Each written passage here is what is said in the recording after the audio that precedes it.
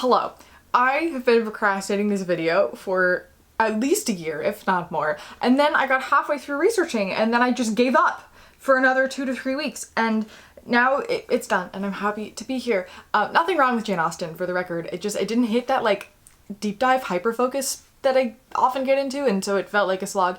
And I read more words for this video than I did for my 2.5-hour Sweeney Todd deep dive, which is absolutely wild to me. Also, I got a haircut. Thanks for asking. Image description, or video description rather, I am a white young person with light brown curly hair that's like just above shoulder length, and I'm wearing a navy long sleeve v-neck dress and a necklace. Great. Today we're gonna talk about Jane Austen, and autism in Jane Autism. Nope. Autism in Jane Austen. Oh dear. Shortly after my diagnosis many years ago, I was hanging out with a friend who wanted to watch their comfort film with me and asked if I wanted to join. I was like, yeah, sure, what movie are we watching? And that was the day that I met the 2005 Pride and Prejudice film adaptation, the one with Keira Knightley, the superior one, fantastic time. And I remember them saying that it was their comfort film because all of the characters were so deeply autistic coded. And I just filed that into the back of my brain and then forgot about it until I was making my video about how all the characters in Anne of Green Gables are autistic like a year and a half ago-ish. And I was like, I should revisit Jane Austen. That would be great. And then I put off buying her books until 6 months ago, and then they have sat on my shelf for basically until like 2 weeks ago. And I have been teasing this video and other videos for years, so I'm really sorry for the anticipation here.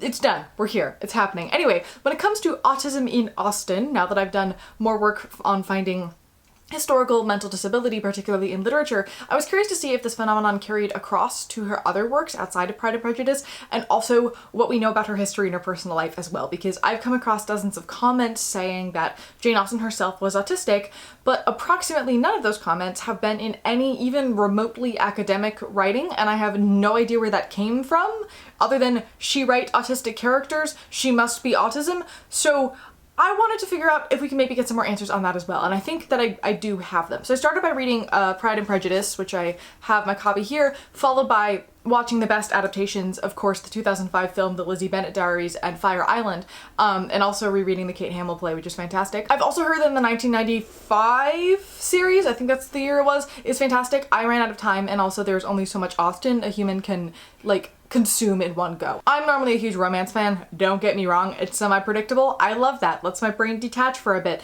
But oh my gosh, I don't want to see another romance for at least a few months. I'm losing my mind. After Pride and Prejudice, my next book to cover was Emma.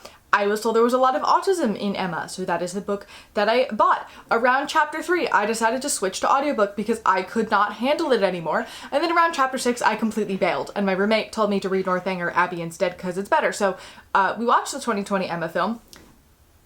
We'll talk about that later. I then read Northanger Abbey, and then I watched The Sense and Sensibility with Emma Thompson, which is so good. And then, just for fun, I watched the Ostentatious shows. If you're not familiar with Ostentatious, they're a British group that does entirely improvised plays in the general vibe of Jane Austen. You can buy 2 of their shows, fully filmed, on their website. They're wonderful. One of them is Queer Eye for the Regency Guy, and it is chaos, and you should go check them out.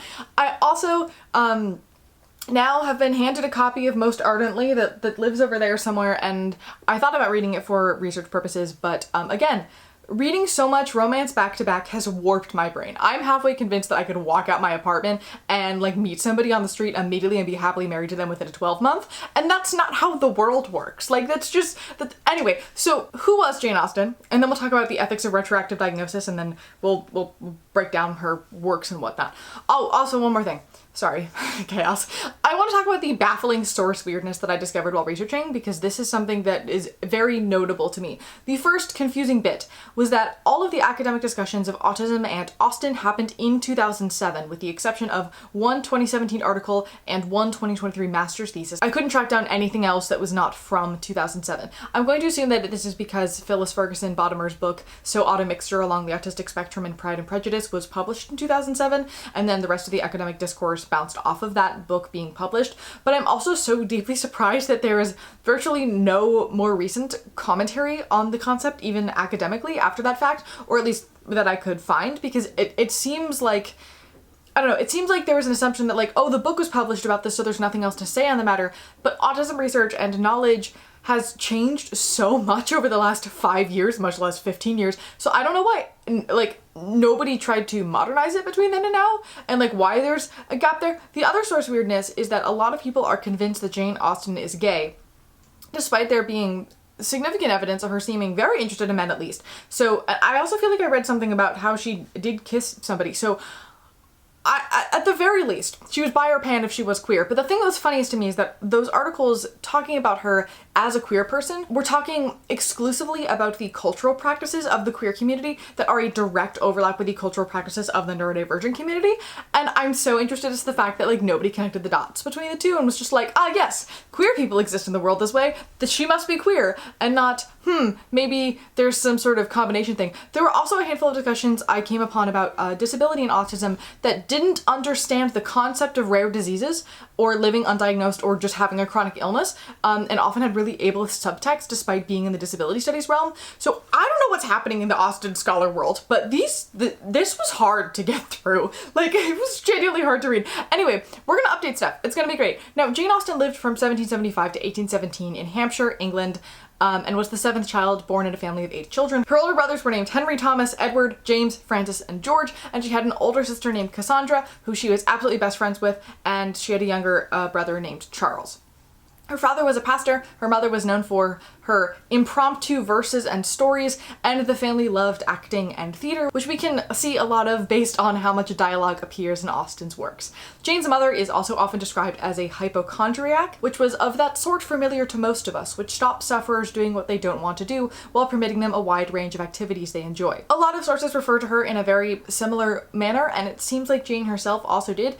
However, and we'll get back to this later, as somebody who grew up being called a lazy hypochondriac who makes up fake symptoms to get out of doing things they don't want to do, and then was later diagnosed with POTS, which is postural orthostatic tachycardia syndrome, the statistical likelihood that this woman was actually genuinely sick with something and just having an easier time hiding it when she was doing something that brought her joy is very high, and I prefer to look at that through that lens. Personally, first of all, because it's going to explain a lot, which we're going to discuss later in regards to diagnoses in the family tree and genetics, but also because that just generally feels more likely the case to me. Truly, all of the sources talking about hypochondria in relation to Austen did their absolute best to not describe hypochondria and instead explain the lived experience of undiagnosed rare disease folks, and I don't know how nobody pointed this out well in the editing process. Anywho, we don't know a massive ton about Austen's life because when she died, her sister censored and destroyed tons of her letters and things to try to guard her privacy. We do know that she got engaged once and then the next day she declined that engagement. We're also pretty sure that she and a man were in love with each other at one point but were too poor and therefore were never able to be married. Some of her books were published posthumously and all were published anonymously, simply listing the author as by a lady rather than any specific name. And at the end of her life she was quite ill based on letters describing her symptoms. Many doctors say it was probably Addison's disease, which impacts the adrenal glands, but others suggest she may have just had some sort of cancer that then produced the effects similar to those of Addison's disease. Who knows, man? Her final novel, Sanditon, was never finished because she paused writing around chapter 12 to deal with her illness and died before she could return to it. Her last 2 books were Sanditon and Persuasion, both of which heavily deal with illness. The other thing that I feel is important to note in regards to Austen's life is that one of her older brothers, George, was physically and mentally disabled. He experienced fits, aka seizures, and it's likely that he had cerebral palsy and epilepsy. In regards to intellectual disability, most sources mention that he did have an intellectual disability, while another source quoted a letter from a family member, if not the mother if I remember correctly, about trying to fingerspell with him because he was deaf. And historically, many people often assumed that deaf people were inherently intellectually disabled because they could not hear or did not know that they were deaf, and so would assume that they were intellectually disabled, and then would send them to institutions and their deafness may never be found out.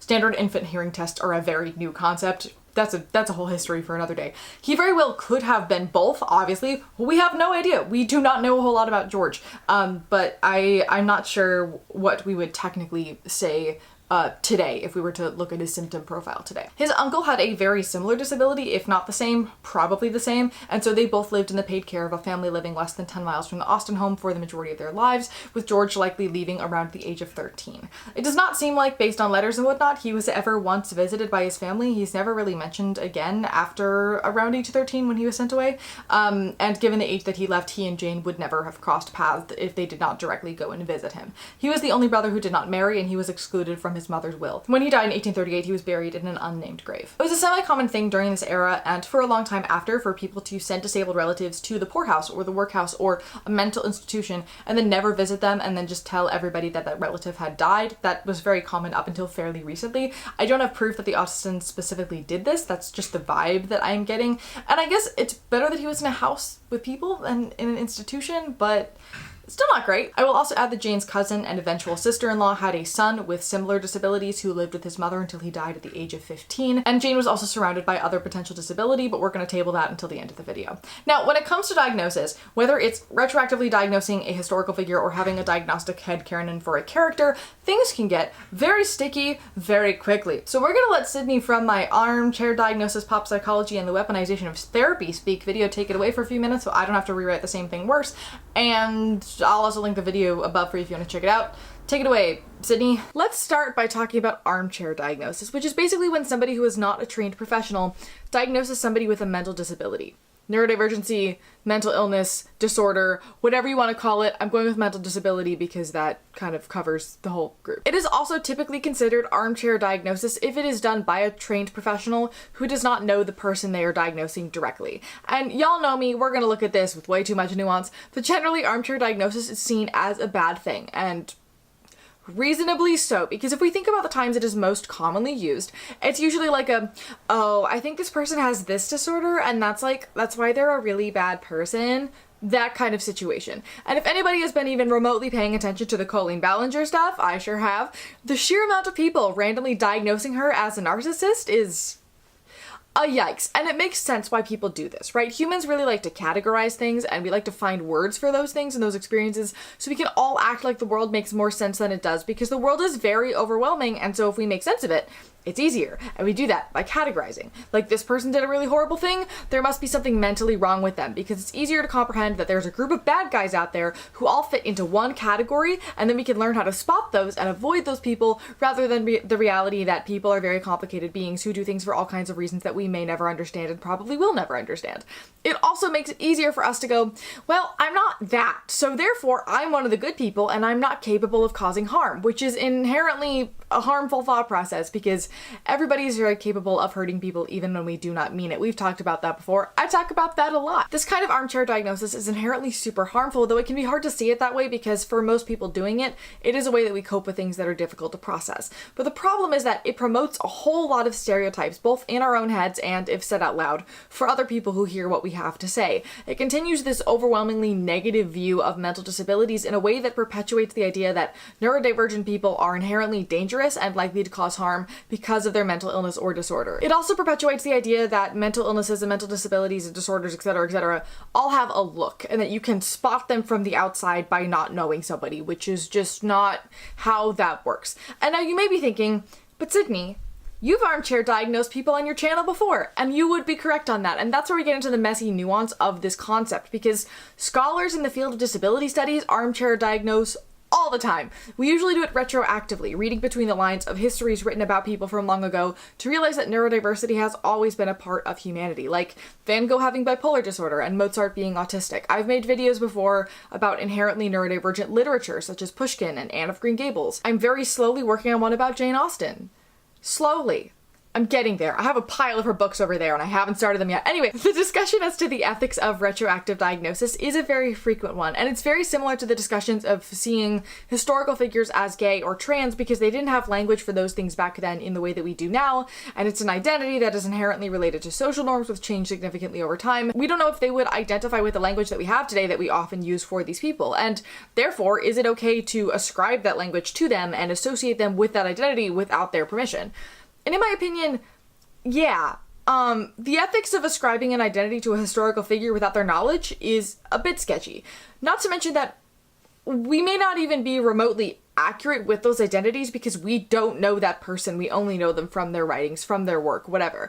But that being said, if we say that retroactively ascribing somebody's identity is a problem, we also shouldn't be referring to historical figures as straight or cis or neurotypical or abled either. Like, there seem to be so many discussions about finding minority identities that we now have language to describe in history, and how that's an issue, and not about the fact that we clearly have in our minds a cis, hetero, able-bodied minded default in our brains when we think about historical figures, And maybe we shouldn't be doing that either. Like, here's a hypothetical. If I were a dead historical figure and people in the future read my poetry and said, this person seems really insert minority identity that doesn't currently exist to me. Somebody like me existed 100 years ago. I have ancestors. I'm not alone. I'm not going to see that as tarnishing my memory. Like, that is honoring my life and my work in the most lovely and impactful way possible. And if any part of my existence makes somebody else feel less alone, I've done my job as an artist and as a human being, in my opinion. Like, imagining a future where people can live my minority identities more openly and fully than I can today is everything that I want from the world. And most of my minority artist friends feel the same way. So given that context, I feel like retroactively naming historical people as minority identities is okay, as long as it's done for positive reasons and done carefully and thoughtfully with extensive research and comes with an understanding that it is just a hypothesis. Historical identities and modern ones often don't line up, and they may not identify with the language that we use today. The other tricky part of armchair diagnosis is celebrity armchair diagnosis, because a lot of it happens for the same reasons retroactive armchair diagnosis happens. People don't see enough famous people openly living their minority identity, and therefore we often gravitate towards the famous people who give off the vibes of that identity, and we collect them as one of our own. For example, we talked in my last video about Sia and her disaster of an autism film. Most autistic folks saw her as autistic and have for a while because she struggles socially. She hides from the spotlight, she's known for being a little odd, and she struggles with other mental health issues and has EDS. And that's why her blatant ableism toward the autistic community was extra difficult for the community to process, because we always felt like she was on some level one of us. And I also don't think that that is inherently a problem, because it's supporting stereotypes, it's promoting stereotypes of what a specific diagnosis looks like and solidifying a sort of identity binary in our own heads, which is a thing to unpack and maybe work on trying not to do anymore. But the inherent need to seek out people who you think are like you, because people like you are very few and far between, is completely understandable. We pick out minority coded characters in media so much because we don't get them explicitly in media enough, and then by habit we do that with real life humans too. And it's definitely not ideal. Like, a person does not exist as your representation, and a person can't, like, be autistic coded because, no. But it is a thing that happens, and we do need to acknowledge that that is a thing that happens. The bigger issue is when we say these things out loud. Because while we may have a very nuanced view of what a particular identity may look like in our brains because we are that identity, the people we talk to may not have that, and so we can just further stereotypes. To be entirely honest, I have like 5 friends who I do say these things out loud to, but again, they're part of the identity and we're all in the same brain cell, and we know that what we're doing is not necessarily great, and maybe we should do it less. Where this gets messy is that this behavior is perfectly acceptable to do for characters in media. I review different kinds of autistic coded characters in my series for the purposes of getting people to see lots of different ways that autism can come across in people, to humanize it more for those who are used to only the stereotypes, and often make autistic people realize, oh, that's why I liked that character. But the thing is, with a film character, they're not a real person. They're not a person who could hear that people think they're autistic or queer and then have an existential crisis about whether they are or not at a point in their life where they may not be able to safely handle that. Or maybe they already know, but they've decided to stay in the closet about that for whatever reason.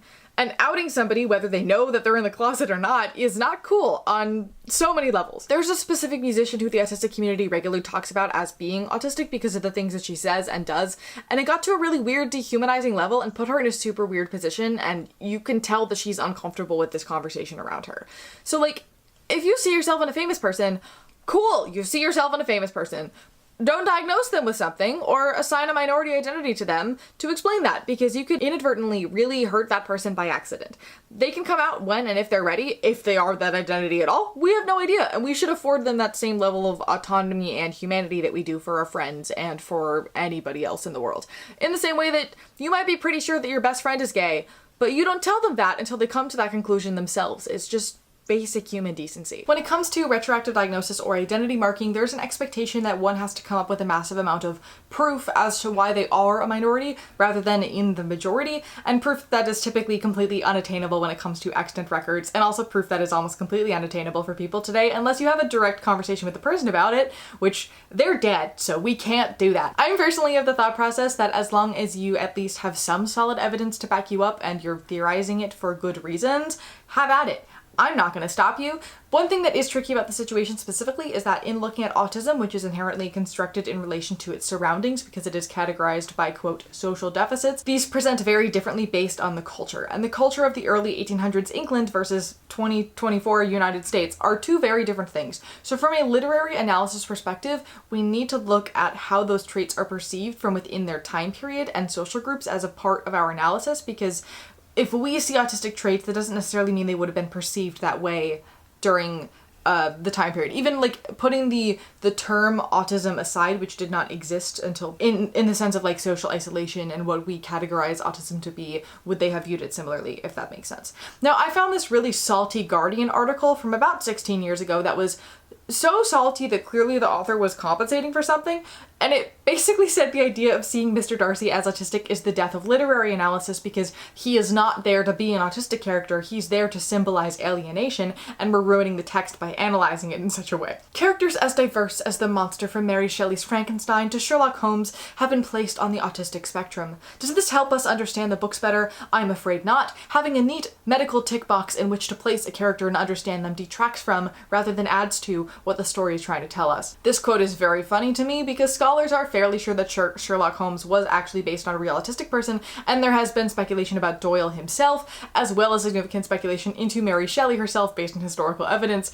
I'm gonna do a Frankenstein deep dive at some point.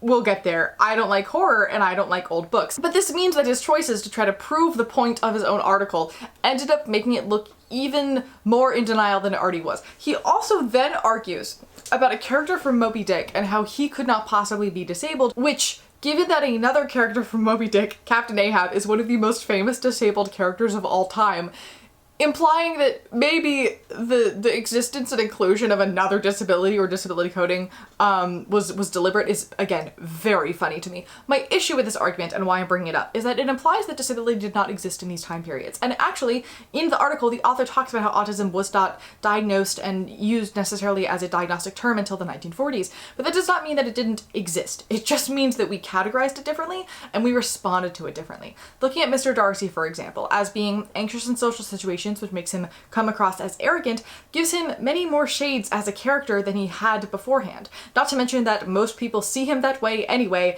It's not like by adding an autism label into the mix, we're changing how people perceive this character and the themes that he's trying to represent. We're just looking at a person who's already very familiar to us and going, yeah, autistic people can look like that, and they can be perceived like that sometimes. Wow! Which, if anything, gives us proof that people like us existed in the past. It creates representation for us, and it is a fantastic teaching tool and way to humanize my lived experiences for other people. That's why I have my Autistic Disney Princesses series. It's for the exact same purpose.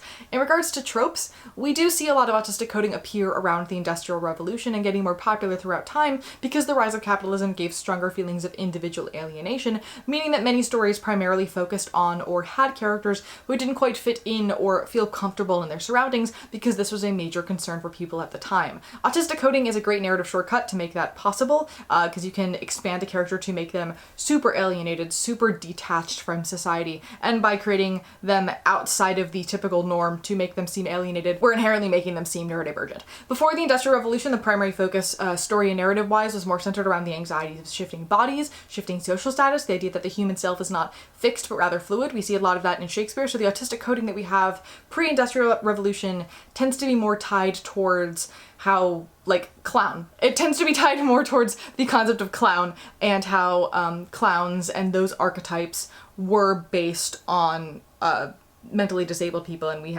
generally have proof of that. So we have always had autistic coding, but it shifted in this era from a semblance of like an archetype to alienation. Also, speaking of Shakespeare, the laws protecting disabled people during Jane Austen's era in England are the exact same laws, unchanged effectively, as the ones that were protecting disabled people during Shakespeare's era, which I find wild. Alienation, while examining inner angst and existentialist crises, looks outward towards the individual's relationship with the world and society, however confining or crushing that society may be. Autism as a literary trope, in contrast, is about looking inwards and reducing our relationship with the world to our own unfathomable neurology. Such thinking ends in a muddle. I think I've already argued that it's pretty silly for me to be beefing with this deeply outdated and objectively incorrect article. Also, the idea that autism and disability are tropes rather than lived experiences is just mind-boggling, but I do think there's something interesting here about the concepts of what tropes are trying to say, because the way this author was looking at these concepts, he saw the characterizations and the word autism as fundamentally distant from each other and giving completely different messages, which therefore ruined the literary analysis, which is just a blatant misunderstanding of autistic tropes. But anyway, we're gonna move on from this article. It Cannot Hurt Me, He Cannot Hurt Me. That was 16 years ago, but I think the discussion that branches from that of, are these real autistic people that reflect real people who existed in Jane's life, or are they deliberate archetypes she created to point out the issues with society and social interaction, or are they some sort of combination of both, is a very interesting one to ponder, and I wanted to make sure that I tied that in here because I'm still not 100% sure, to be quite honest, which one of those it is. Like, it genuinely, she could just be creating archetypes, and any archetype is inherently neurodivergent because it is expanded outside of the norm and extremified. But I'm inclined to believe it's more a genuine look at the world around her, because everything else that she did wasn't super extreme. It felt very grounded. Anyway, I'm also going to be focusing primarily on autism in this video. You know that by the title, you can read. But that does not exclude any other potentially neurodivergent interpretations for these characters. The DSM is structured like a very messy Venn diagram where everything overlaps significantly with each other and intertwines a good deal. There is data as to how generally unreliable it is as a document, and how often like 5 different psychologists will all be handed the same case and all definitively give 5 different diagnoses. So if you had canon a character completely differently, guarantee you both can be true at once, probably are true at once, and also isn't that the fun of literary analysis, am I right? Okay, speaking of literary analysis, brief English teacher, why she matters, and then we'll get into the meta-analysis of how all of the Austen characters are artistic. Jane's major innovations were centered around 2 different things. The first is that she made use of the technique known as free indirect discourse, which half the sources I read said she created, and the other half said it existed, she was the first to use it consistently, and therefore popularized it. I'm inclined to think it's the second thing. Whatever.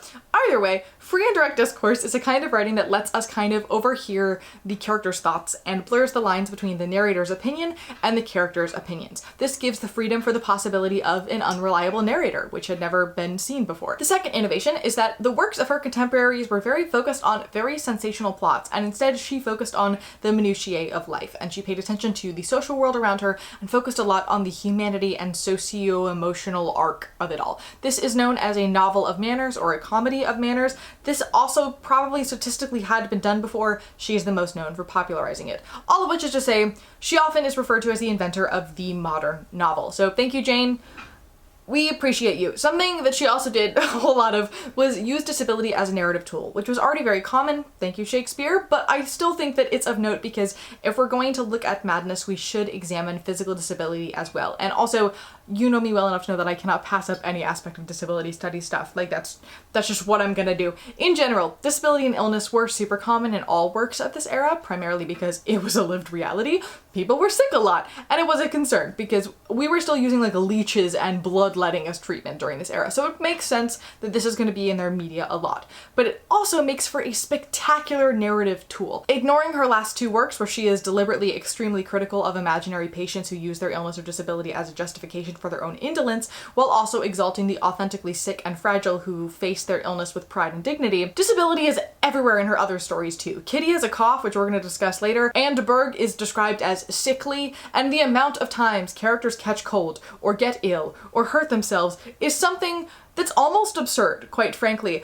But then when you realize the wider context where physical intimacy or any sense of vulnerability between a man and a woman was not socially acceptable before marriage, having a man come in and check on his beloved who's in her nightgown and sweating and ill in bed, or having him pick her up after an injury and carry her back to the house, and he's allowed to touch her to make sure she's okay, and nobody minds, it's slightly risque behavior, but it's okay because it's an emergency, is such a great way to force proximity and dramatic and tense relationship between characters while preserving the innocence and purity of the character. So what I'm basically implying is that rolled ankles and slight colds and fainting spells are the Jane Austen version of that scene in whichever Twilight it was where Bella has hypothermia, so Jacob has to crawl into her sleeping bag with her. Genuinely same thing, different generation, and yes, I am referencing the ContraPoints video because it's fantastic.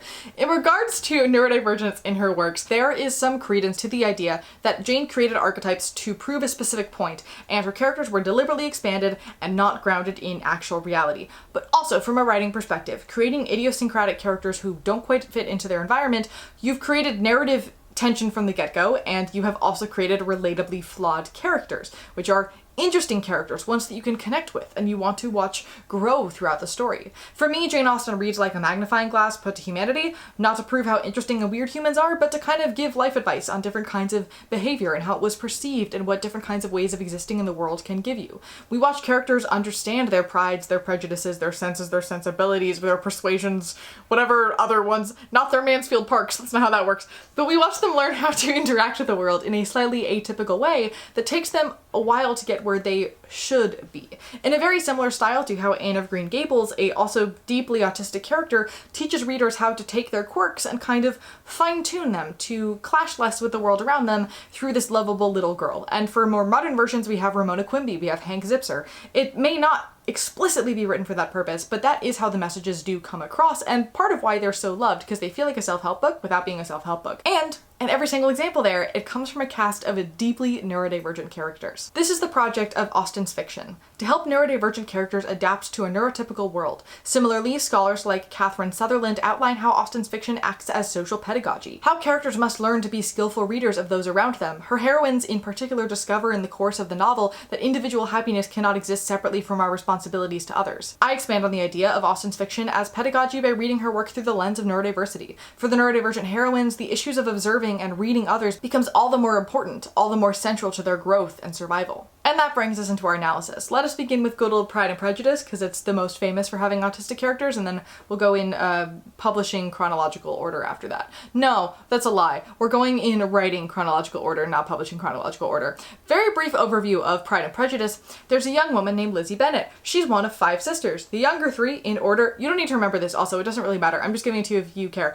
The younger 3 in order are Lydia, Kitty, Mary, then we have Lizzie, and then her older sister is named Jane. Their mother, obsessed with marrying them off. Their father really just wants to sit and read his paper in silence, and then they end up meeting this very rich guy whose name is Charles Bingley, and he's best friends with a guy named Mr. Darcy, and they meet them at a ball. And Mr. Darcy seems to be a pompous prick who says offensive stuff about people sometimes, and Bingley is, to quote the Kate Hamill character description, almost literally a dog. He and Jane hit it off. Lizzie and Darcy argue. Lizzie gets into this soldier dude whose name is Wickham, and he says bad things about Darcy, and then Lydia ends up running away with Wickham, who turns out to actually be a prick, and then Darcy sort of saves her reputation, and then Lizzie's like, wow, I really care about Darcy, and he's actually a really good man. And then they get married and live happily ever after. There's a lot I cut from that, which I'll realize as I go through the characters, but it gets the job done. Great. Okay, so we're gonna start with Mr. Darcy. He's the one everybody's been talking about as being autistic for forever, and by forever I do mean the first reference is 2007, but I guarantee you people believed it way earlier than that and didn't write about it or didn't use the specific language, but you know, in the text, which is more or less from Lizzie's perspective, because free independent discourse, or whatever, free direct discourse, what was it called? I already forgot. We perceive his behavior for most of the book as being pompous and arrogant, and deliberately so. I don't think you're really meant to like him until the point where he confesses that he loves Lizzie most ardently, and she declines him, and then later he gives her a letter explaining what Wickham had done in the past that made them hate each other, and you realize Darcy is truly a good man, he just shows it differently, and also he's aware of the fact that he shows it differently. I certainly have not the talent which some people possess, said Darcy, of conversing easily with those I have never seen before. I cannot catch their tone of conversation or appear interested in their concerns, as I often see done. I say I think because from the beginning, I saw myself in this character. I loved him from the get-go, so I don't know what the traditional reading is supposed to be. From a media analysis lens, I don't think you're supposed to like him until that letter happens. I think we're kind of at a point in society where you know Darcy's a heartthrob for everybody all the time, so upon meeting him for the first time in any adaptation, you can't help but convince yourself to love him from the beginning. So I don't know if that was the case before the extreme popularity of the work or what the authorial intent was here. We're never gonna find out. But we know that he's very straightforward, an example being in his letter to her in which her family were mentioned in terms of such mortifying yet merited reproach. The feelings he expresses do not seem to match up to his facial expressions. He spoke of apprehension and anxiety, but his countenance expressed real security. He paces a lot. There are several different mentions of the fact that he paces a lot, including at the first ball where he spends the majority of the time just walking around the room. Somebody mentions that he seems angry upon being spoken to. He stares a lot. There's scenes where he literally just shows up and looks at Lizzie for a while and then leaves, which is the funniest thing ever.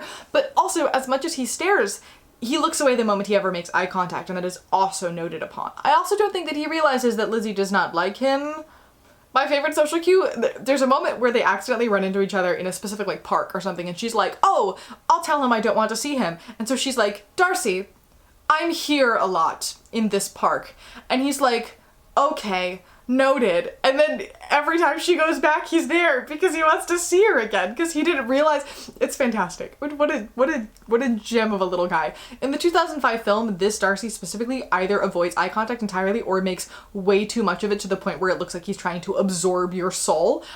He also speaks in the most monotone way possible, has completely flat affect. He seems to carefully choose every single word and then like slot it into the sentences that he says. Like his thought processes are careful and you watch them happen in real time. He scowls a lot. He walks with an atypical gait. There's a scene at the ball where Lizzie talks about how a man writing poetry to a girl is the easiest way to get rid of the girl, and he's like completely genuinely, I thought poetry was supposed to attract love. If that doesn't work, then what do you think does? Which could be implied. It could be implied that this was a snarky, flirty comment towards her and towards being attracted to her, but Matthew Macfadyen plays it as a fully authentic, oh no, I don't know what I'm doing now kind of question. I also loved the, do you dance, Mr. Darcy? Not if I can help it moment, because he's trying so hard to be a person. He's trying so hard. Also, of course, the famous hand stretch in that film after he touches Lizzie's hand that people are often like, why did he do that? / that's really hot for some reason. That's a resetting stim. Like, hands down a resetting stim. So like if something touched my hand, it was a very strong feeling, I would do some sort of like stretchy stim like this to try to reset my hand feeling back to equilibrium. So that implies that her touching his hand was enough sensation for him to need to cope with it. I'm just saying. I think my favorite Mr. Darcy, though, has to be Conrad Ricamора's Will from Fire Island. Sorry, I like can't talk about this movie without smiling obsessively because I've watched it so many times. It's a comfort film for me. It's on Hulu. Go check it out. You're welcome. He has all of the traits of the 2005 film Darcy, but also since the overlap between the autism community and the queer community, it's such a massive one. Within a queer context, this kind of Mr. Darcy plays more clearly than in the other versions and makes him almost more lovable. And there's also like some real gems of lines in here, such as, I'm not good at parties, and why would I ask you a question I already know the answer to? And the moment where Noah, who is the Lizzie in this film, goes, okay, well, if it ultimately doesn't really matter, then why are we arguing? And he goes, I didn't think we were arguing. And Noah's like, so let me win. And he just goes, okay, you win. It's so cute. My favorite moment of his character, though, is when he's eating ice cream, walking down the pier or whatever. He makes eye contact with Noah. He freezes. He chucks his ice cream cone into a bush, and then while making eye contact, runs off in the most unnatural way possible. We got to watch his brain malfunction in real time, and it's so good. But what I especially love about Darcy, just from a narrative perspective, is how he doesn't say much, and he always speaks his mind, whether that information is particularly pleasant or not, which means that any compliment that he gives, anytime he chooses to make use of language, you know he means he means doing what he's doing. He means every single compliment. He means to say what he's going to say, and he can be wholeheartedly trusted. And it's almost like you've earned the privilege of getting to learn what's going on inside this man's head, and it's just such a lovely thing to watch his comfort around these people grow throughout the story. But anyway, moving on to Mr. Collins, who I forgot to mention in my plot rundown. We're already at that point. He's their cousin, and he's gonna inherit their home when the father dies. Yeah, he's a clergyman. He lovingly sucks. He gets very convinced that the way that he wants things to be is how they are therefore going to be, otherwise he will explode, which means he does not like understand the concept of mutual consent or like no means no kind of thing. He also reads exclusively sermons. He monologues for extensive lengths of time. He doesn't realize when people are bored by him or maybe don't like him. He's woefully unaware of how terrible a dancer he is. He over-explains everything whilst continuously apologizing for being rude, no matter how many times people keep telling him, like, dude, you're fine, you're not being rude. And he's like, I'm so sorry, I'm so sorry, I'm so sorry. Which implies that he's well aware that he does offend people, but he doesn't understand what he does to offend people, so his plan is to just compliment and apologize constantly to try to make up for it rather than doing any sort of like personal self-work. There's also an interaction between Mr. Bennet and Mr. Collins where Bennet says, may I ask whether these pleasing attentions proceed from the impulse of the moment or are the result of previous study? And Collins responds, they arise chiefly from what is passing at the time, and though I sometimes amuse myself with suggesting and arranging such little elegant compliments as may be adapted to ordinary occasions, I always wish to give them as unstudied an air as possible. So he's scripting. He's scripting human interaction, and he admits to scripting human interaction, and he still manages to fail at it. He also sends the most I need to pull this up. The most unhinged letter after Lydia runs off with Wickham that's so weirdly insensitive, and I need you to hear this because I cannot have this be alone in my brain. Hold up. My dear sir, I feel myself called upon by our relationship and my situation in life to condole you on the grievous affliction you are now suffering under, of which we were yesterday informed by a letter from Hertfordshire. I don't know if I pronounced that right. Moving on. Be assured, my dear sir, that Mrs. Collins and myself sincerely sympathize with you and all your respective family in your present distress, which must be of the bittersweet kind, because proceeding from a cause which no time can remove. No arguments shall be wanting on my part that can alleviate so severe a misfortune, or that may comfort you under a circumstance that must be of all others the most afflicting to a parent's mind. The death of your daughter would have been a blessing in comparison of this. We're only halfway done. There's more. And it is the more to be lamented, because there is reason to suppose, as my dear Charlotte informs me, that this licentiousness of behavior in your daughter has proceeded from a faulty degree of indulgence, though at the same time, for the consolation of yourself and Mrs. Bennet, I'm inclined to think that her own disposition must be naturally bad, or she could not be so guilty of such an enormity at so early an age. Howsoever that may be, you are grievously to be pitied, in which opinion I am not only joined by Mrs. Collins, but likewise by Lady Catherine and her daughter, to whom I have related the affair. They agree with me in apprehending that this false step in one daughter will be injurious to the fortunes of all the others. For who, as Lady Catherine herself condescendingly says, will connect themselves with such a family? And this consideration leads me moreover to reflect with augmented satisfaction on a certain event of last November, for it had been otherwise, I must have been involved in all your sorrow and disgrace. Let me then advise you, dear sir, to console yourself as much as possible, to throw off your unworthy child from your affection forever, and leave her to reap the fruits of her own heinous offense. I am, dear sir, etc., etc. What? That letter wasn't even needed. He just decided to be like, wow, so glad I didn't marry one of your daughters because your family is screwed. What? Hello? He's an agent of chaos and quite possibly the worst character in this book. He's also so predatory and slimy and weird and I don't like him. Anywho, moving on. Next is Mr. Bennet. We don't get a whole ton about him. We definitely get a strong impression that he does not enjoy his wife going on and on and on about things. He likes to focus on himself. He's generally bland and quiet. He likes his routines. I've seen some character descriptions claim that he's unhappily married to Mrs. Bennet. For me, he just feels like your stereotypical undiagnosed autistic dad who doesn't ever seem quite happy to be around anybody, but also would be miserable if actually left alone all the time and is probably paying more attention to what's going on than he lets on, and does like being a part of things, especially in adaptations where we get to see this character come to life. In the Lizzie Bennet Diaries specifically, there is a whole episode about how Mr. Bennet has this massive fancy train set that he sets up every Christmas, and I just think that yeah, Mrs. Bennet is the perfect opposite of Mr. Bennet, though they both like things as they should be. She's deeply dysregulated and therefore overdramatic and all over the place all the time. She reacts incorrectly to approximately every single possible situation. She's oblivious to the needs of everybody around her. She has a goal, which is marrying off all of her daughters, and she will not rest until that goal is complete, which means she's always talking, always moving, always plotting. She's just exhausting to be around. Also, has no sense of shame. She does not realize she's being overbearing and embarrassing, or she does and she doesn't care.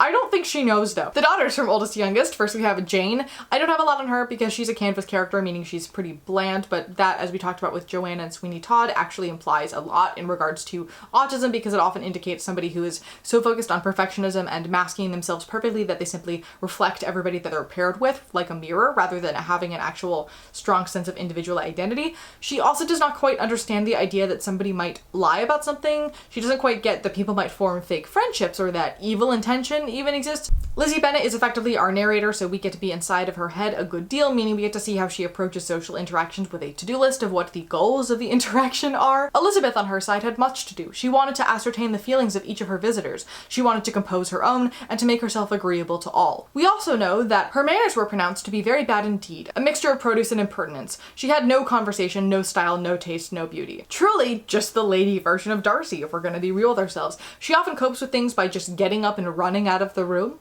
which is deeply relatable. In the film adaptation, she's very outspoken and she's feisty, and she is also hyper aware of everybody's behavior around her in a way where she like psychoanalyzes everybody around her, but then does not understand herself and her own lived experience at all whatsoever. And she's also very easily overwhelmed and embarrassed by others' behavior in like the internalized ableism way of, well, I used to be weird, but I figured out how to just barely fit in, and you doing anything really weird is super cringy, stressing me out, and ruining this for me. Also, obviously, I'm only going somewhat surface level on these characters, so this video is like 2 hours long. If you want more for each character, you can check out the So Odd a Mixture book I mentioned earlier. It's about 200 pages of character analysis. It's very outdated. Like, like a lot outdated, but if you go into that with that knowledge and a general critical thinking lens, it is a fantastic resource, and also no fault to the author for it being outdated. That's how disability stuff works. Anywho, next is Mary. She's a unique child. She speaks almost exclusively in quotes or very formally, atypically so for her age, but also literally for any person if we're going to be honest with ourselves. She's generally very precocious and wise beyond her years. Also, when she is ever addressed, she's usually startled and takes a very long time to work through creating a response, and that's when she's around, because she's also usually hiding somewhere and being as antisocial as humanly possible. At the ball, there's a moment where she like sings and she doesn't realize that she isn't good and or that people don't want to listen to her. Also, in many of the film adaptations, they have her dress more conservatively, speak quietly with flat affect, and she always has a book in her hand, seeming to prefer fictional worlds or academically educational worlds rather than the real one that she's living in. Honorable mention here is Kitty. I swear Jane Austen forgot about her about 5 chapters in, and also kind of forgot about Mary as well. Kitty is a constant cough. It's probably asthma or something, but I think it'd be fun to imagine that she has Tourette's and that this is her primary tick. It would fit into the neurodivergent situation, and that's what I've decided it is. I don't have any proof that it is, but she does mention she doesn't know why she coughs and she can't control it, and it never implies that she struggles to breathe, so I could be onto something here. I don't know. Who cares? I can say whatever I want. It's literary analysis. Last is Lydia. She's the littlest of the sisters, so Autumn Mixter mentions her tendency to dominate conversation with an excited monologue about her own interests is apparent early on. She's also very impulsive and dysregulated and kind of hops from one hyperfixation to another without much intention to anything outside of those hyperfixations. And when she can't engage in them, she becomes very upset and further dysregulated. She doesn't really understand how her actions may impact others or the social nuances of behaviors and how they could be perceived. Like, she knows the social goal is to be married. She doesn't realize that maybe eloping with somebody could reflect very negatively on her because she just assumes marriage equals good thing. And also she doesn't really have control over the volume of her voice. That is also regularly commented upon. So that's the Bennet family. Darcy's best friend, Bingley, the one who's almost literally a dog, quickly flits between very intense feelings and requires Darcy to explain to him what's actually going on all the time and what he could be feeling because he cannot sort it out for himself. In the 2005 film, he's always smiling, even when not maybe socially acceptable to do so. He holds his body like he is uncomfortable possessing one. He constantly trips over his words and struggles to communicate effectively, and there is one moment where he goes in with the expectation of having a specific conversation he clearly planned out and prepped for, and then everything goes differently, and he literally just turns around and walks out, and Darcy follows him, and then he paces around, and he's like, we were gonna walk in, and she was gonna say, sit down now, and so I feel, and then practices the social interaction with Darcy before going back in and trying again, which honestly, I love that. I love that we get to see that happen with effectively no major consequences, because sometimes you do need to reset, and like, that's okay. There's no shame in that. Another character is Miss Darcy. She's Darcy's little sister. Everybody talks about how she's very proud and full of herself, but then upon meeting her, Lizzie concludes that she's just very shy and nervous around people. So again, the Darcys are really hard to read and generally emote differently from what is perceived as typical. I think there's also an interesting class distinction here because they're very wealthy, and so their behavior may be perceived as one way versus another given their class and gender as well. The last two for this book, and then we're moving on, are the de Bourghs. Lady Catherine and her daughter Anne. She's Darcy's aunt, I think, and she wants her daughter to marry Darcy because money and power or whatever. Lady Catherine is described as dictatorial, insolent, and authoritative. She is constantly imposing and controlling, but also can get away with that, and nobody has taken her to task about that behavior because of her extreme wealth. She doesn't pay attention to the feelings of anybody outside of herself. She's the kind of person who doesn't really follow any social rules because she struggles to, but then judges everybody else all the time for not following those social rules to an absurd degree. And she's also really bad at conversations. Like, her conversations are more one-sided interrogations than anything. She just asks a lot of questions. Also, there's one time she shows up at the Bennet's house in the middle of the night to find Lizzie and demand that she not marry Darcy, which was so deeply out of pocket for her to do, and she seemed to have like no understanding of the fact that it was out of pocket in the slightest at all whatsoever. Her daughter, meanwhile, does not really speak. She always looks either angry or terrified and is described as thin and small, sickly and cross. We see a lot of inertia from her where she struggles to do tasks around others, to get going with things. She seems generally uncomfortable existing around other people. Also, her governess still lives with her long after she finished her education, which implies that she is some sort of carer for her, or perhaps that Anne was delayed on some level. Her disabilities are almost always erased from every single adaptation. Fire Island does have a mention of Lyme disease. It's also unclear if it's like, whoops, tick bite, or like chronic Lyme, which is a questionable diagnosis to use in the media anyway. We're not gonna get into that, but I think that was in reference to a different character, not the one that was meant to stand in for Anne de Bourgh. But anyway, that's that's Pride and Prejudice for you. Generally, if an author has a text where every single character is autistic, I usually start looking into what their life looked like to see if there's any major autism clues for them. For the sake of thoroughness and the fun of academic discussion, let's discuss 3 more Austen works. Okay, Sense and I have the giggles and I can't stop, but we're just gonna keep on powering through. So Sense and Sensibility is about 3 sisters, in age order from oldest to youngest, Elinor, Marianne, Margaret Woodhouse. Their father dies. They're forced to leave their home to go live with relatives elsewhere, and the 2 eldest fall in love, have some heartbreak. That's it. The twists and turns are wild though, much like Pride and Prejudice in that sense. Every single character is also deeply autistic. The youngest sister is constantly hiding and impossible to find. She's also obsessed with their atlas, and they lure her out of hiding by deliberately saying wrong things about geography so she'll feel compelled to correct them and reveal herself. You know, totally age appropriate for a neurotypical 13-year-old to have memorized an entire atlas. Marianne, the middle sister, lovingly, all over the place. She thinks in a very black and white manner. She struggles to mask enough to even pretend she cares about things or people. She doesn't understand what her behavior is supposed to look like and what is appropriate.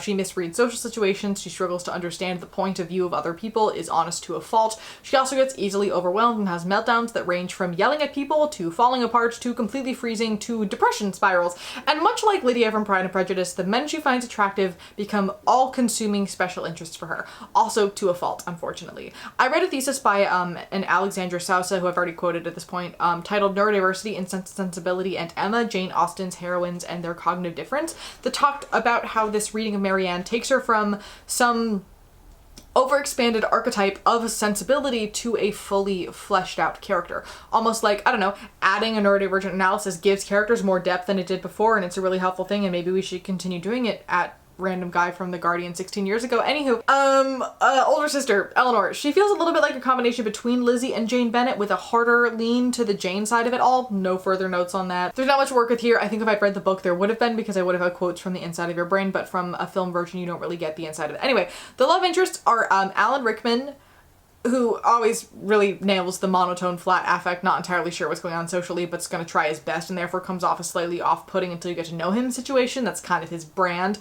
I don't remember this character's name. He's just Alan Rickman.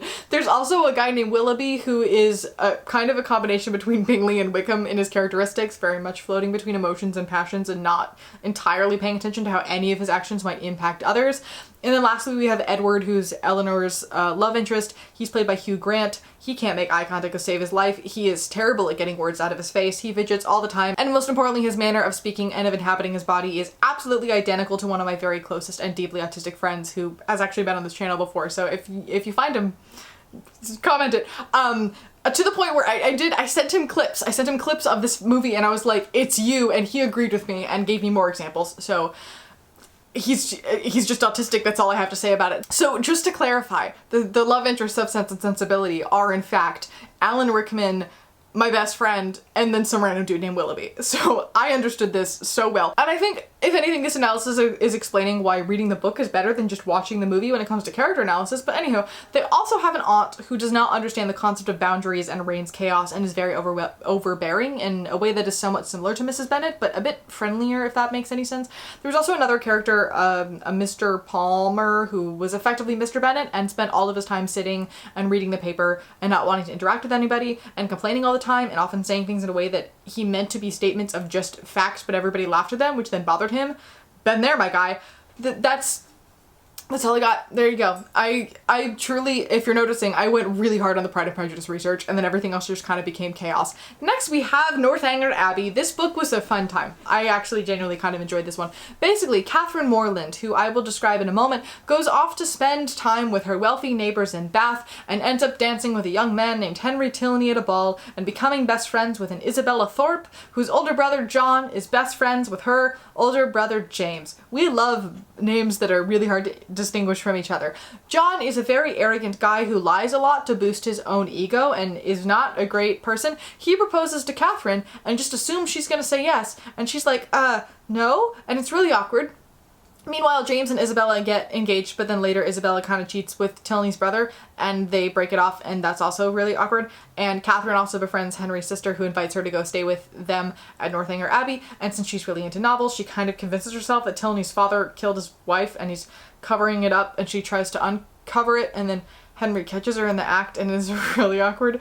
And then she's super embarrassed, but at least she and Henry Tilney are falling for each other, except then Father Tilney returns home in anger and sends her away immediately. And so she goes home and she's really sad and also kind of embarrassed at how she was just like kicked out of the house. And then Tilney goes to her and he's like, well, I still want to marry you. But basically John, when he thought he was going to be engaged to Catherine, was telling everybody how rich her family was to boost his ego. But then after she refused, he started talking about how poor and destitute her family was. And Father Tilney didn't want his son to marry a poor girl. So he just sent her away to try to break it off. But then it all works out and they live happily ever after. When it comes to like levels of autistic coding, I would say that Catherine is somewhat on the same level of Mr. Darcy. She was fond of all boys' plays and greatly preferred cricket not merely to dolls, but to the more heroic enjoyments of infancy, nursing a dormouse, feeding a canary bird, or watering a rose bush. Indeed, she had no taste for a garden, and if she gathered flowers at all, it was chiefly for the pleasure of mischief, at least so it was conjectured from her always preferring those which she was forbidden to take. Such were her propensities. Her abilities were quite as extraordinary. She never could learn or understand anything before she was taught,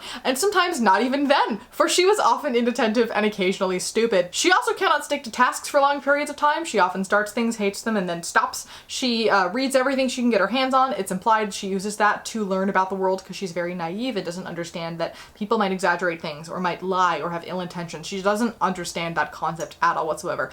She also has all of her interactions through the context of reading on some level, practicing how to be a person with characters in her books. She also very easily chameleons between people. She maps onto them and becomes very attached very easily, not always understanding if and when she is being used or that she may have changed who she is at all in comparison to them.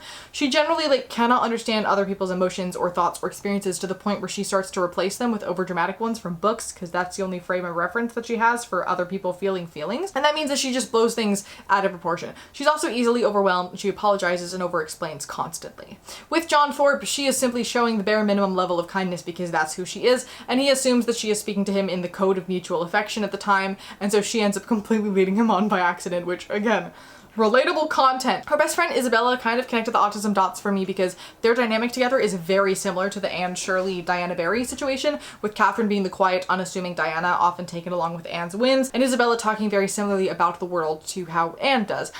She seems to understand everything in a very matter-of-fact way. But unlike Anne, she is deeply manipulative and treats Catherine like a pet that she carries around rather than like a full-fledged human person. Isabella is generally very flitty between emotions. She jumps from thing to thing without much attention to the actual people along the way. She's generally always in motion, physically, emotionally, and also with speaking as well. She just like talks. She just keeps going. Her older brother gives off Mr. Collins energy in that he does not realize how he affects anybody outside of him either. He's very self-centered and arrogant and oblivious to the feelings and experiences of anybody outside of himself, and he often speaks his mind in the most rude way humanly possible.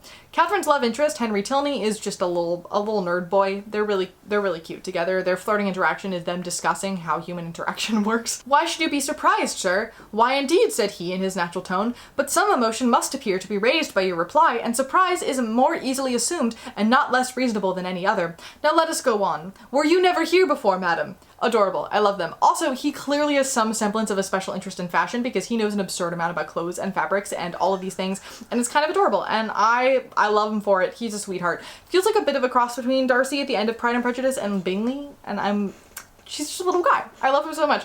I wish I had more to tell you about that book, but I was so focused on understanding what was happening that reflecting on the autism of it all was not the main priority in comparison to Pride and Prejudice, where I knew the storyline, so I knew what was happening.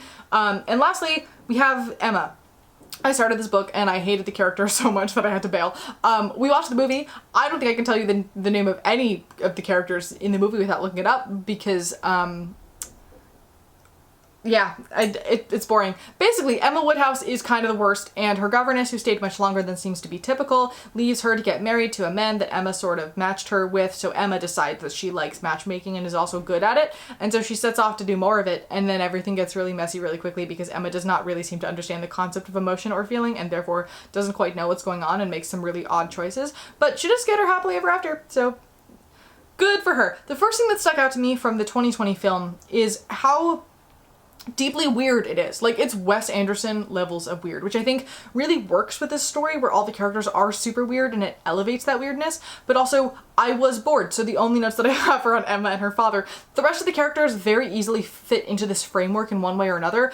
I could not tell if that was a specific directorial choice to make everybody really weird, or if that was the intention of the original text, and I'm not going to reread that book to figure that out. So Emma is very self-absorbed and arrogant in a way that does not seem deliberate, in a sense. Like, she's super unaware of this fact. This is just how she exists. And she has a very hard time understanding or connecting to the social world, so she effectively has nothing to compare herself against to do better. She's also very blunt. She's very direct. In the film, she does not understand the concept of people doing evil things or that they would ever double-cross someone. She says many very rude things and doesn't understand why people might be upset with those things because they are the truth.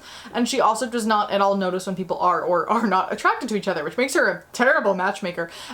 She also does not understand the concept of babies, which is a niche thing, but if you know, you know. She generally just collects people. She assumes that means that they're friends because she has collected them and she's done a good job of being a person when that's not how the world works. I will also add that having a governess stay longer than is typically age appropriate was again a social indication that a student was somewhat developmentally delayed, so that may have also been the deliberate implication there. Not sure about that. With her father, Mr. Woodhouse is distressed not only by slamming doors, but by drafty passages, sudden snowstorms, late nights, loud voices, strangers, travel, heat, cold, rich food, whether eaten by him or by others, and any change at all in his routine. His spirits required support. He was a nervous man, easily depressed, fond of everybody that he was used to, and hated to part with them, hating change of any kind. He was also fond of society in his own way, preferring a small circle of friends, refusing to branch out, always holding social events at his place, and ending those social events early because he hated late hours and long dinner parties. At one point, Emma has to explain to him how jokes work,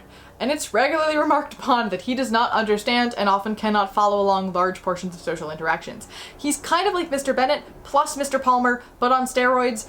Any semblance of change, he truly loses his mind. But anyway, that's it. We did it. That's it for the Austen stories I read. I slightly regret not having read her last 2 or 1.5, I guess, because I think they would have given a fascinating insight into disability specifically, but also, honestly, her writing style is not really my thing, and I did not have a great time, and I don't want to do that to myself anymore. So if there's any other artistic characters you've seen, any other Jane Austen works that I didn't cover here, please add them in the comments. I would love to hear from you all on this, because I am not a Jane Austen scholar, nor do I want to be. The next thing I wanted to tie in, we're not done. The next thing I wanted to tie in is linguistics. I made a video 2 years ago-ish? 2 years ago? Wow, that's a long time ago. It was about autistic speech patterns. If you're on my channel, you've probably seen it. It blows up every couple months. But basically, in that video I talked about various aphasias that are a part of neurodiversity and how they somewhat typify neurodivergent speech patterns, which is one of the reasons humans quickly spot neurodivergent folks without realizing that that is what they're doing. I think I was very autism focused in that video. If I were to do it again, I would definitely widen it up to be more generally neurodivergent. But it gets the job done. What's interesting about it to me was then being able to take those things and trace them back to some of my favorite characters and my favorite texts and realize that those characters had inherently neurodivergent speech patterns, specifically with plays because they're written more conversationally than novels are. I suddenly started finding a lot of neurodivergent playwrights from history, and it made me feel like less alone through my theater training. That's why I got into it. And now in this case, while Jane uses a lot of dialogue in her text, it's either not written conversationally or this is how they genuinely spoke at the time. I think it's a combination of the two, but also a lot of the phasic speech patterns we can see in text are on emphasis, stutters, breaks, gaps, and atypically structured sentences, and approximately none of those things exist in her dialogue for us to work with. I think there's something to be said about the fact that culturally today we do have a specified Jane Austen voice that is somewhat universally recognizable, which either could imply that she's the most famous author of the era and that's how everybody of the era spoke, or it could imply that the way that she put words together was completely unique to her stylistic existence in comparison to her contemporaries. Like, there could be some elements of the autism voice in specifically how she goes about explaining minute details. There also could be some potential examples of cluttered language in the text, but I don't feel qualified enough on her contemporary writings and contemporary speaking patterns in the 1800s to be able to make any definitive statement on this, so we're just gonna move past that, which is a bummer because it would have been such a cool analysis. But I'm not gonna pull random facts out of my butt just for a cool analysis. is no. Now, what we do have to work with, however, is the modern adaptations, where tons of actors have read these texts and the screenplay versions of these texts and have deduced how they think the characters would sound, and almost universally chose aphasic speech patterns for their characters, which implies a lot. All people speak with pieces of aphasic speech patterns, and many of these patterns may just be culturally picked up styles of speech that started with a mentally disabled person and now have nothing to do with mental disability. But if there are a large handful of these things all appearing at once and all very frequently, I would argue that it is something worth interrogating. The first would be unreliable speech. There are many moments where characters will say something out loud, hear the thing that they just said, realize they didn't mean to say that, and then try to backpedal to cover it up. The 2005 Bingley does this a lot. It's somewhat framed as the fact that, like, oh, he does it because he's so infatuated with her that his brain becomes scrambled eggs. But the way he goes about it feels like this has happened before in conversation with his peers. This is kind of how he talks to Darcy. I'm quite sure that he just doesn't words correctly. Hugh Grant in Sense and Sensibility, oh my gosh, I can't say that freaking title. He also did this a good deal. And most of our characters at one point or another, we watch the gears turn in their brain as they try to formulate words, but physically very much struggle to get the words out. There's also significant stuttering. We see some cluttering, which is basically when a person talks faster than the words are forming in their head, so they get a bit scrambled. Hi, that's me, that's how I talk. And we also see a lot of atypical prosody, prosody being how stresses are put on words, the pitch of the words, and the rhythm of the speech. We have so many characters who are completely flat and monotone. We also have characters who put emphasis on seemingly weird places in the phrase when speaking. We see some odd tonal and rhythm choices, most notably in Emma, specifically with many of the characters. It's near impossible to avoid. And the fact that using a Jane Austen voice, something we feel is somewhat outdated or antiquated, we still easily spot these speech patterns and clock them as atypical through all of that, says even more to me about the staying pattern of the neurodivergent voice in her writing. But at the end of the day, where does this leave us? I think the first thing is the discussion of whether Austen herself was autistic. In regards to her specifically as a human, I don't think we know enough about her to really make a definitive whatever, but we do know that she was clearly surrounded by it. Her mother often speaking in memorized verse implies memorized scripting. I also have a feeling she probably had some sort of rare disease, given that we know that the bloodline had both physical and mental disability in it, and a lot of rare diseases have, specifically POTS and EDS, have very common overlaps, and chronic fatigue have very common overlaps with autism. What else? Oh yeah, the physical and mental disability in the bloodline. Her brother and uncle and the other child, I guess, would be her nephew, maybe? I don't know how they would technically be related to each other, but all of them being disabled also implies that there was some mental disability existing in the gene pool. The man that she was engaged to for like 12 hours has been described as having communication issues and being educated at home significantly longer than was typical for a student. Even though it doesn't seem like she loved him, he likely loved her. That's why he proposed, and autistics often fall for autistics. One of Austen's cousins was regularly described in letters as pompous, insensitive, and deeply unlikable. Her brother Francis was known for being meticulously detailed and obsessed with rules and regulations. And during this era, to put it in some disability historical context, we started to see the early dissipation of communities with hereditary deafness in England. So that lends credence to the fact that hereditary disability of a different kind could very easily have taken place in Jane Austen's community, which we already know has with George and those like him and their family bloodline. So who's to say this doesn't extend out to autism as well? At the very least, the autism we see in Jane's characters reflects that of real people around her. I think we can almost definitively say that if we're not necessarily pointing to Austen herself. But also, in regards to Jane herself, authors put a piece of themselves into every single character they create, right? So the fact that we can, across the board, fairly easily explain every single character in the majority of her works, if not all of them, but I didn't read all of them, so I have no idea, using autism as a framework, that also definitely implies something, especially since using her free and direct discourse, she was very much in the heads of these characters, and their autistic behavior often isn't the viewed from the outside behavior, it's the thought process that gets them places, right? And even if she were just creating slightly blown out of proportion archetypes for literary purposes, having an entire body of work centered around the minutiae of human life, looking at human interaction through a microscope, like somebody studied it carefully to understand it, and specifically using narrative tools that were not really used in the time period to do that, implies that she had to study people to survive, and she did very much see the world differently in one way or another. And frankly, There are many other assumed autistic people in history, entirely men for the record, who have much less information on them and their thought processes than we do for Jane Austen. And so the fact that we are requiring higher proof of confidence for her than we do for, say, Mozart or Hans Christian Andersen feels like a bit of a double standard to me. So I'm gonna say that yes, I will be thinking of Austen as autistic from now on, but I will let you come to whatever conclusion feels right to you with all the evidence that we gathered here today. At the end of the day, doesn't matter. I just think it's interesting as thought process, an interesting way to recontextualize the history and see ourselves in it where we were often erased, because we are often erased. But anyway, that's all I got. I will leave this one here. Let me know your favorite Austen adaptation in the comments. Maybe there's a really good Austen film that I missed that you'll convince me to watch. Who knows? Also, if anybody knows anybody in the Fire Island team and can convince them to make a lesbian sequel to it, get me involved, please, to do that, because it needs to happen. I require it. I think that Sense and Sensibility as a lesbian story would work really, really well, particularly with how Marianne behaves and her whole love interest thing. Anyway, get me involved. I want to do it. I require that this happens. We need another one. Anyway, as always, thank you for listening. Thank you for learning. Remember, it's never too late to start over, and I look forward to seeing you, my dear, in the next one.